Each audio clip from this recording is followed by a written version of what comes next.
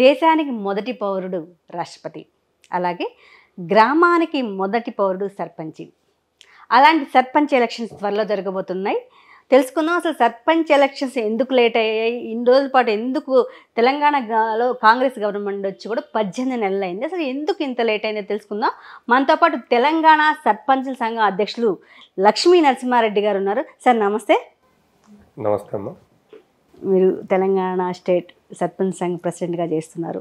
ఎందుకు ఇంతకాలంగా, దాదాపు తెలంగాణలో కాంగ్రెస్ గవర్నమెంట్ వచ్చి 18 నెలల కాలం అయింది, కానీ ఇంతవరకు ఎందుకు స్థానిక సమస్యల ఎలక్షన్స్ లేట్ అయ్యాయి? జనరల్గా ఎన్నికలు అనేది పదవీ కాలం 5 సంవత్సరాలు ఉంటుంది. 5 సంవత్సరాలు ముగిసే లోపే ఎన్నికలు నిర్వహించాల్సి ఉంటుంది. కొన్ని ప్రత్యేకమైనటువంటి కారణాల వల్ల ఒక 6 నెలలు లేదా ఒక 1 ఇయర్ అట్లా పోస్ట్ పోన్ చేసినటువంటి సందర్భాలు గతంలో కూడా ఉన్నాయి. ఆ సందర్భాలకు పాత సర్పంచులని ఇన్ఛార్జీలుగా, పర్సన్ ఇన్ఛార్జీలుగా ఇచ్చి కొనసాగించారు. అదేవిధంగా స్పెషల్ ఆఫీసర్లను పెట్టి కూడా గతంలో కొన్ని సంఘటనలు జరిగినాయి. కానీ ఇక్కడ వినూత్నంగా ఉంది. అంటే దాదాపు 18 నెలలు అవుతుంది. 18 నెలల నుంచి ఇప్పుడు సర్పంచులు లేక, ఎన్నికలు నిర్వహించకుండా, అదేవిధంగా మండల స్థాయిలో ఎంపీటీసీలు కానీ, జిల్లాల స్థాయిలో జెడ్పీటీసీలు కానీ, మున్సిపాలిటీలలో కూడా ప్రత్యేక అధికారులను పెట్టి పరిపాలన కొనసాగిస్తారు. ఎందుకోసం ఈ జాప్యం జరిగింది అంటే, ఈ కాంగ్రెస్ ప్రభుత్వం మన తెలంగాణలో ఎన్నికలకు వెళ్లే ముందు వాళ్ళు ఆచరణకు వీలుగాని అనేకమైనటువంటి హామీలు ఇచ్చారు. ఈ హామీలు ఇచ్చి 100 రోజులలో పూర్తి చేస్తామని చెప్పారు. సో ప్రజలు కూడా వాళ్ళు చెప్పినటువంటి మాటలను నమ్మిరు, మోసపోయారు. 100 రోజులలో ఇస్తారేమో చూద్దాము అని చెప్పి వాళ్ళు కూడా ఓట్లు వేసిరు. 100 రోజులు వెయిట్ చేసిరు. తర్వాత 200 రోజులు అయింది. ఈరోజు 590 రోజులు అయిపోయింది. సో ఇప్పటి వరకు ఎలాంటి ఆ హామీలు అనేది అమలు చేయకుండా ప్రజలను మోసం చేస్తున్నటువంటి పరిస్థితి తెలంగాణ మొత్తం గమనిస్తా ఉంది. ఈ క్రమంలో ఏం జరిగిందంటే, వాళ్ళు ఇచ్చినటువంటి హామీలను అమలు చేయలేదు. సో అమలు చేయకుండా ఎన్నికలు పోతే ఖచ్చితంగా ప్రజలు విస్మరిస్తారు. ప్రజలు వీళ్ళు ఇచ్చినటువంటి హామీలను బహిరంగంగానే ఈరోజు సోషల్ మీడియా ద్వారా చూస్తా ఉన్నాం ఎట్లా తిడుతున్నారు. రేపు ఎన్నికలకు ఏం ముఖం పెట్టిపోవాలి అనేది వాళ్ళకు ఒక అతిపెద్ద ప్రశ్నగా మారిపోయింది. అందుకనే కాలం గడుపుకుంటా తీవ్ర జాప్యం చేస్తున్నటువంటి సందర్భం ఈరోజు మనకు కనిపిస్తూ ఉన్నది. మన కాంగ్రెస్ చెప్పినట్టు తెలంగాణలో కామారెడ్డి డిక్లరేషన్లు ప్రకటించినట్టుగా 42% బీసీలకు స్థానిక సంస్థలో రిజర్వేషన్ కల్పిస్తాం. నిన్న కేబినెట్ మీటింగ్లో చర్చించి నిన్న ఆర్డినెన్స్ ద్వారా ఓకే అని తెలపడం జరిగింది. 42% బీసీలకు ఇస్తారా? మీరు ఒకసారి ఒక విషయం గమనించాలి. ఈ రాష్ట్రంలో పరిపాలన కొనసాగిస్తున్నది 130 సంవత్సరాల చరిత్ర కలిగినటువంటి కాంగ్రెస్ పార్టీ, 130 సంవత్సరాల అనుభవం కలిగినటువంటి కాంగ్రెస్ పార్టీ. 42% ఏదైతే బీసీ డిక్లరేషన్ కామారెడ్డిలో ఇచ్చినారో దాన్ని అమలు చేయగలుగుతామా, అమలు అవుతుందా, సాధ్యమా, ఒకవేళ అమలు చేస్తే ఎట్లా చేయాలి, అమలు కాకపోతే ఏ విధంగా పోవాలి, ఏ విధంగా మనం చేయాలనేది 120 సంవత్సరాల అనుభవం కలిగిన కాంగ్రెస్ పార్టీకి 18 నెలల సమయం సరిపోంది. ఇప్పుడు మళ్ళీ ఏందో కొత్త ఆర్డినెన్స్ అని కొత్త డ్రామా అనేది మళ్ళీ మొదలుపెట్టి బీసీకి డెడికేటివ్ కమిషన్ వేస్తున్నాము, వాళ్ళు ఒక రిపోర్ట్ వచ్చిన తర్వాత చేస్తామని ఒకసారి చెప్పారు, అసెంబ్లీలో తీర్మానం చేసినామని ఒకసారి చెప్తారు, కేంద్ర ప్రభుత్వానికి పంపించినామని చెప్తారు.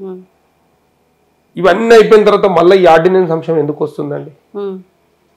మీకు వాస్తవంగా కూడా 42% రిజర్వేషన్ మేము ఇవ్వాలి అనేటువంటి చిత్తశుద్ధి మీకు ఉంటే, మీకు 42% ఇవ్వాలనేటువంటి చిత్తశుద్ధి ఉంటే, మీకు ఎంతో అవగాహన ఉన్నటువంటి వ్యక్తులు మీ పార్టీలో ఉన్నారనేటువంటి భావన మీకు ఉంది, చెప్తారు. మీరు మరి దీని మీద ఎందుకు ఆలోచన చేస్తలేరు?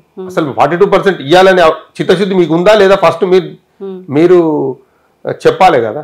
మళ్ళీ ఇప్పుడు ఆర్డినెన్స్ తీసుకొచ్చి ఆర్డినెన్స్ నిలబడుతుందా అండి? ఆర్డినెన్స్ కోర్టులో నిలబడుతుందా? కేవలం ఏందనంటే ఆర్డినెన్స్ తీసుకొచ్చినాము, ఎవరో ఒకరు ఖచ్చితంగా కోర్టుకు పోతారు. కోర్టుకు పోతే ఇది పలానా బీఆర్ఎస్ పార్టీ వాళ్ళు చేసిరు, లేకుంటే బీజేపీ పార్టీ వాళ్ళు చేసిరు, ప్రతిపక్ష వాళ్ళు చేసిరు, మేమంటే గిట్టని వాళ్ళు చేసిరు, లేకుంటే బీసీలు అంటే పడని వాళ్ళు చేసిరు, బీసీ వ్యతిరేకులు చేసిరు అనేది ఒక కొత్త డ్రామా మళ్ళా సృష్టించడానికి ఈ ఆర్డినెన్స్. ఎందుకంటే 1990లో తమిళనాడులో 3 సార్లు చేసిరు రిజర్వేషన్స్ కోసం, 69% రిజర్వేషన్ ఇవ్వాలని చెప్పి 3 సార్లు ఆర్డినెన్స్ చేసిరు. కానీ అది కోర్టులో నిలబడలేదు, కోర్టులు కూడా దాన్ని కొట్టేసారు. అప్పుడు 1994లో గౌరవ ముఖ్యమంత్రి వర్యులు, మాజీ ముఖ్యమంత్రి వర్యులు జయలలిత గారు ఒక రిజల్యూషన్ పాస్ చేసి ఆర్డినెన్స్ చేసి, అప్పుడు పివి నరసింహారావు గారు ప్రధానమంత్రిగా ఉండే, అక్కడ పట్టుబట్టి కేంద్రంలో పట్టుబట్టి ఆ యొక్క అంశాన్ని 9th షెడ్యూల్లో చేర్పించింది. అందుకని అక్కడ రిజర్వేషన్ సిస్టమ్ అనేది 69% రన్ అవుతున్నది. మరి వీళ్ళు ఎందుకు అంత ధైర్యం చేయరు? ఇప్పుడు ఢిల్లీలో పోయినాకనేమో బడే బాయ్, గల్లీలో వచ్చినాకనేమో ఏ బాయ్ లేదు. సో ఇదంతా ఏంటంటే వాళ్ళు ఇచ్చినటువంటి హామీలను డైవర్ట్ చేయడానికి వీళ్ళు ఆడుతున్నటువంటి కొత్త నాటకం. ఇట్లా ఇప్పుడు కేంద్రం ఆమోదిస్తేనే కదా మరి ఆర్డినెన్స్ ఓకే, మరి ఎట్లా కేంద్రం మరి ఇంకా స్పందించినట్లు తెలియదు. ఇప్పుడు నేను అదే అంటున్నా, వీళ్ళకు 42% రిజర్వేషన్ ని అమలు చేయాలనేటువంటి చిత్తశుద్ధి ఉంటే బాగుంటుండే. కేవలం డైవర్షన్ పాలిటిక్స్ కోసమే ఇదంతా చేస్తున్నారు. ఖచ్చితంగా కేంద్రం ఆమోదిస్తేనే ఇక్కడ ఏదైతే ఉందో ఈ రిజర్వేషన్ అనేది అమలు అవుతుంది. సో ఇప్పుడు కేంద్రం ఆమోదించలేదు, ఆర్డినెన్స్ తీసుకొచ్చిరు, కోర్టుకు పోతారు, కోర్టు కొట్టేసరి ఇక మేము ఇద్దామని మేము అనుకున్నాము, కానీ పలానా కోర్టుకు పోయినందుకు ఇవ్వలేకపోయినాము.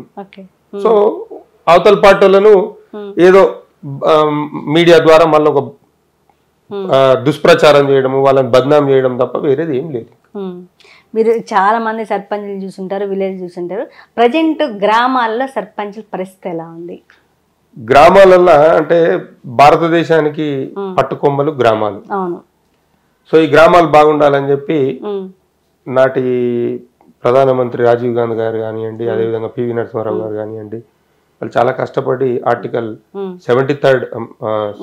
73rd అమెండ్మెంట్ చేశారు, రాజ్యాంగ సవరణ చేశారు. అంటే గ్రామీణ ప్రాంతాల్లో కూడా గ్రామాలకు స్వయం పరిపాలక వ్యవస్థలు, సొంతంగా వాళ్ళు ఎదగాలి, సెల్ఫ్ గవర్నమెంట్ ఉండాలి అని ఒక చట్టం చేసి మనకు కొన్ని హక్కులు కల్పించడం జరిగింది. సో కాలక్రమేణా పంచాయతీరాజ్ చట్టాలు వచ్చినాయి. గౌరవ ముఖ్యమంత్రి గారు కేసీఆర్ గారు, మన తెలంగాణ జాతిపిత, ఈ పల్లెలను మనం బాగా అభివృద్ధి చేయాలని చెప్పి తెలంగాణ పంచాయతీరాజ్ చట్టం 2018 తీసుకొచ్చారు. 8,000 పైసలకు ఉన్నటువంటి గ్రామ పంచాయతీలను 12,769 గ్రామ పంచాయతీలు చేశారు. 4,000 చిల్లర పైసలకు పెంచారు. దాదాపు 1400-1500 తండాలను సపరేట్ గ్రామ పంచాయతీలు చేసి వాళ్ళకు కూడా స్వయం సమృద్ధి కావాలి, వాళ్ళు కూడా ఎదగాలి, వాళ్ళను కూడా మనము సామాజికంగా అదేవిధంగా రాజకీయంగా కూడా వాళ్ళని అభివృద్ధి పరచాలనేటువంటి ఉద్దేశంతో తండాలను కూడా గ్రామ పంచాయతీలు చేసిండు. చిన్న గ్రామ పంచాయతీలు 500 జనాభా ఉంటే గ్రామ పంచాయతీని చేసి ప్రభుత్వంలో అభివృద్ధి కార్యక్రమాలు కొనసాగించారు. ఆ క్రమంలో 12,769 గ్రామ పంచాయతీలకు 2019 జనవరిలో ఎన్నికలు నిర్వహించారు. మేమందరం పార్టిసిపేట్ చేసినాము, గెలిచినాము. తర్వాత బహుశా ఈ భారతదేశంలో ఎక్కడ ఏ ప్రభుత్వం కూడా చేయలేదు. తెలంగాణకు హరితహారం కార్యక్రమము, అంటే పచ్చదనం పెంచడానికి, ముఖ్యంగా పల్లె ప్రగతి అనేటువంటి ఒక అద్భుతమైనటువంటి కార్యక్రమం తీసుకొని గ్రామాలల్లో పాడుబడిన ఇండ్లు, అంటే వినియోగంలో లేనటువంటి ఇండ్లు కానీ, రోడ్లు, ముఖ్యంగా ఓపెన్ డ్రైన్స్, పాడుబడిన బావులు, ముండ్ల పొదలు, ఇవి ఏవి కూడా కనిపించదు. గ్రామంలోకి మనం ఎంటర్ అయినప్పుడు, ఏ గ్రామంలోకి పోయినా మనము గ్రామంలో మనము అంటే ఊరి మొదల్లో మనం పోయినప్పుడు మనకు పచ్చని చెట్లు స్వాగతం పలకాలి, సో మొక్కలు నాటాలి. ఇట్లా గ్రామంలో చెత్త ఎక్కడ పడితే అక్కడ వేయొద్దు, ఒక డంపింగ్ యార్డ్ ఉండాలి. గ్రామంలో చెత్త రోడ్ల పైన వేయకుండా ట్రాక్టర్లు ఉండాలి, లేకుంటే ఆటోలు ఉండాలి. అదేవిధంగా మనిషి పుట్టినప్పుడు ఎంతైతే గౌరవం ఉంటుందో చనిపోయిన అంతిమయాత్రలో కూడా మనం అదే గౌరవం ఉండాలి అనేటువంటి ఉద్దేశంతో వైకుంఠ ధామాలు. ఈ భారతదేశంలో ఏ ప్రభుత్వం కూడా రైతుల గురించి ఆలోచన చేయలేదు. రైతులు కూడా కూర్చోవడానికి ఒక వేదిక కావాలి. రైతులకు కూడా మనము అన్ని విధాలుగా వాళ్ళను ఎంకరేజ్ చేయాలనే ఉద్దేశంతో రైతు వేదికలు, ఇట్లా వినూత్నమైనటువంటి పథకాలను తీసుకొచ్చి గ్రామాలల్లో మమ్మల్ని బాగా ఎంకరేజ్ చేసినటువంటి సందర్భం తెలంగాణ మొత్తం చూసింది. మేము చేసినటువంటి అభివృద్ధి పనులకు ఏదైతే పంచాయతీరాజ్ వ్యవస్థలో భారత ప్రభుత్వం ద్వారా అవార్డులు వస్తాయో ఆ అవార్డుల్లో 60% అవార్డులు తెలంగాణకు వచ్చినాయి. 60% అవార్డులు తెలంగాణకు వచ్చినాయి.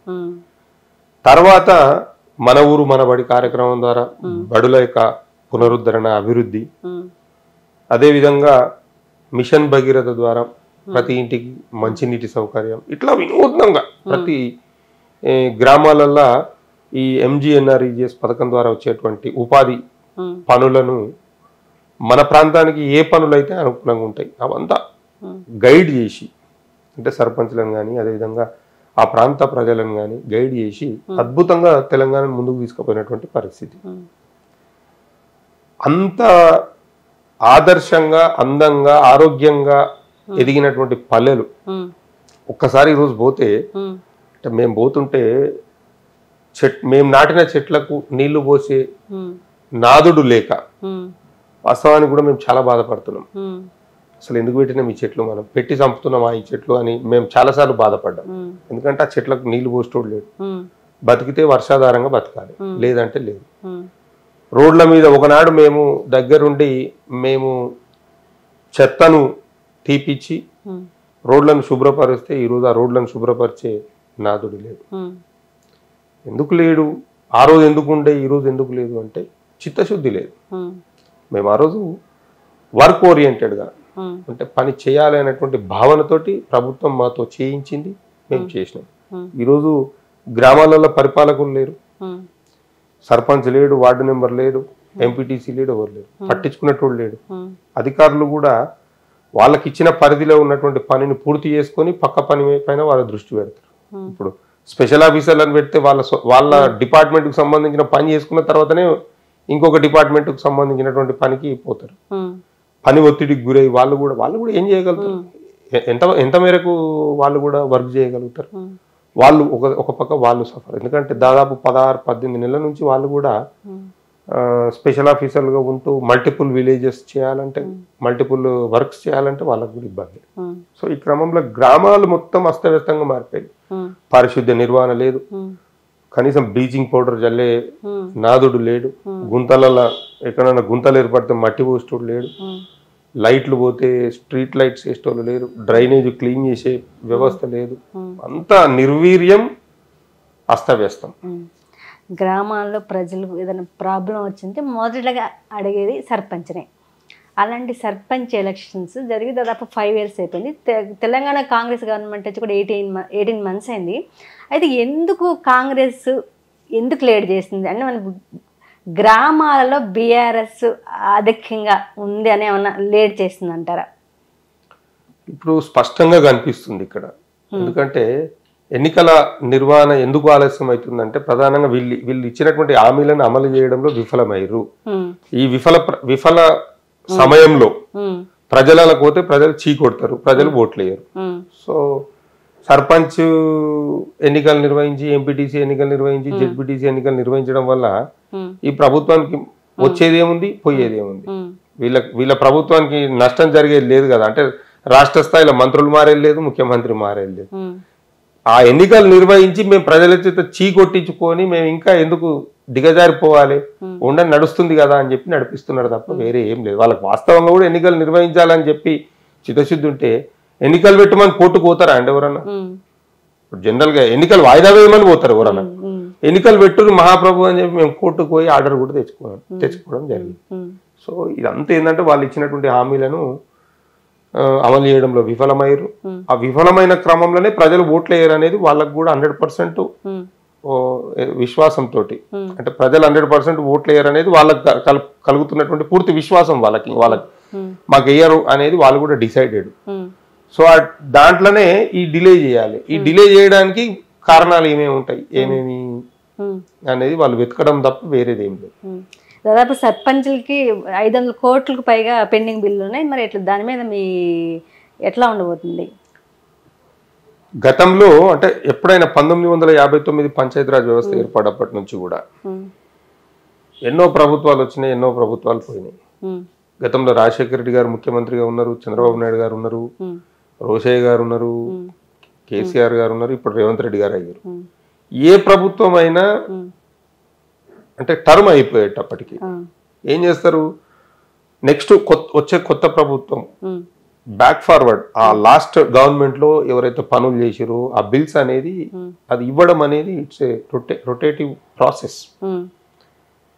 లాస్ట్ గవర్నమెంట్ లో మేము పని చేసినాము, ఈ గవర్నమెంట్ లో కూడా మేము వచ్చిన 2 నెలల్లో 3 నెలల్లో ఉన్నాం. ఈ గవర్నమెంట్ వచ్చినాక కూడా అంటే లాస్ట్ గవర్నమెంట్ లో మేము పని చేసినామని ఆడికే కట్ ఆఫ్ అయిపోయి మేము 3 నెలలే పరిగణలోకి తీసుకోరు కదా, 5 years పరిగణలోకి తీసుకుంటారు.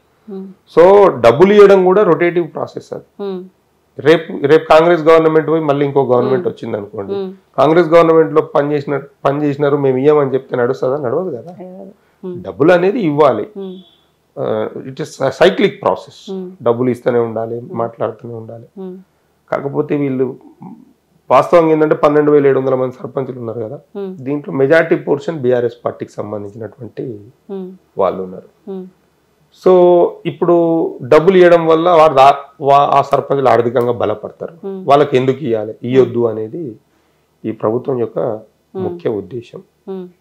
ఎందుకంటే మేము చేసింది అభివృద్ధి చేసింది మా గ్రామాలలో చేసినాం. ఒక వ్యక్తికి సంబంధించో, ఒక వ్యవస్థకు సంబంధించో, లేకుంటే ఒక పార్టీకి సంబంధించో, ఒక వర్గానికి సంబంధించినటువంటి వ్యక్తుల దగ్గర మేము పనిచేయలేదు. మేము పుట్టినటువంటి మా గ్రామాలలో అభివృద్ధి కార్యక్రమాలు చేసినాం. అది కూడా ఏం చేసినాం, మా సొంత నిర్ణయాల మేరకు చేయలేదు. మేము ప్రభుత్వ నిర్ణయాల మేరకు ప్రభుత్వ చట్టబద్ధతకు లోబడి మేము పనిచేసినాం. పనిచేస్తే మా డబ్బులు ఎంత అండి, ఎన్ని డబ్బులు? ఇప్పుడు దాదాపు ఈ ప్రభుత్వం ఏర్పాటైనప్పటి నుంచి లక్షల కోట్లు అప్పు చేసినాం మేము అని చెప్తున్నారు. మా అమౌంట్ ఎంత అండి? మీరు ఒకసారి 2023 డిసెంబర్ 9వ తారీఖు నాడు మీరు ఛార్జ్ తీసుకున్న రోజు నుంచి ఈ రోజు వరకు మీరు టోటల్ గా మీకు వచ్చినటువంటి ఆదాయం ఏంటి, మీ ఖర్చులు ఏంటి, మీరు తీసుకున్నటువంటి అప్పులు ఏంటి, మీరు కట్టినటువంటి అప్పులు ఏంటి, అదంతా ఒక వివరాలు శ్వేతపత్రం రిలీజ్ చేయండి. దాంట్లో మా డబ్బులు కూడా చూపించండి, పలానా సర్పంచ్లకు ఇంత బకాయి ఉండమని చెప్పి. సో ప్రజలు చెప్తారు కదా, అప్పుడు మాకు ఇవ్వాలా, ఇంకో 4 దినాలు ఆపాలనా అని చెప్పి ప్రజలు కూడా చెప్తారు కదా. అంత ఏంటంటే ఫస్ట్ వాళ్ళకు క్లారిటీ లేదు, ప్రభుత్వానికి క్లారిటీ లేదు. ప్రభుత్వం మేము వాళ్ళు ఏం చేయాలనుకుంటున్నారు అనేది క్లారిటీ లేదు. అంటే ఏ శాఖ మంత్రి ఏ శాఖ మీద మాట్లాడతాడు, ఏ శాఖ మంత్రి ఏ శాఖ మీద రివ్యూ చేస్తాడు అనేది ఒక క్లారిటీ లేదు. వాళ్ళకి ఎవరికి చూసినట్టు వాళ్ళు, ఎవరికి నచ్చినట్టు వాళ్ళు స్వతంత్రంగా independent of their own government లాగా బిహేవ్ చేస్తూ ఉన్నారు. ఈ వీక్లోనే నోటిఫికేషన్ వస్తుంది స్థానిక సంస్థల ఎలక్షన్స్ అంటున్నారు. ఒకవేళ ఎలక్షన్స్ జరిగితే బీఆర్ఎస్ ఎలా ఉండబోతుంది గ్రామ స్థాయిలో? ఇప్పుడు ఎన్నికలు నిర్వహిస్తే ఫస్ట్ అంశం బీసీలకు 42% ఏదైతే ఉన్నదో రిజర్వేషన్, దాన్ని అమలు చేయాలి. అంటే చేయాలని మేము కూడా కోరుకుంటున్నాము, అదేవిధంగా చేస్తామని చెప్పి వాళ్ళు కూడా చెప్తున్నారు. సో అది చేయాలంటే ఇంకా టైం పడుతుంది, ఇప్పటింతా అయ్యే పరిస్థితి అయితే ఉండదు. ఇప్పటికే గ్రామీణ వ్యవస్థల పెద్ద సార్ కేసీఆర్ సార్ ఉంటే బాగుండే అనేది ప్రజలల్లో నాటుకపోయింది. అది ఇంకా దాన్ని ఎవరు వచ్చి తుడిపేయాలన్నా తీసేయాలన్నా ఎవరి నుంచి కాదు. ఇట్స్ అది అంటే ప్రజలల్లో బలంగా నాటుకపోయింది. ఖచ్చితంగా కేసీఆర్ గారి పాలన బాగుండే, కేసీఆర్ గారు ఉంటేనే పరిపాలన బాగుంటది, ఈ ప్రజలు సుభిక్షంగా ఉంటారు అనేటువంటి ఉద్దేశంతో ఉన్నారు ప్రజలు. ఇక ఏం తప్పదు, మెడకు కట్టుకున్నాం, 2 ఏళ్ళు అయిపోయింది, ఇంకా 3 ఏళ్ళు ఉంది, 3 ఏళ్ళు కూడా అనుభవించాలని చెప్పి బాధను దిగమింగుకొని ఉంటున్నారు తప్ప వేరే ఏం లేదు. ఖచ్చితంగా రాబోయేటువంటి స్థానిక సంస్థల ఎన్నికలలో ప్రజలు ఖచ్చితంగా బుద్ధి చెప్తారు, ఇది అక్షర సత్యం. బీఆర్ఎస్ పార్టీ అయితే వాళ్ళు చెప్పినటువంటి 42% రిజర్వేషన్ బీసీలకి ఇచ్చి ఎలక్షన్స్కి వెళ్ళాలని అంటున్నారు. ఇది స్పెషల్ ఇంటర్వ్యూ ఈరోజు.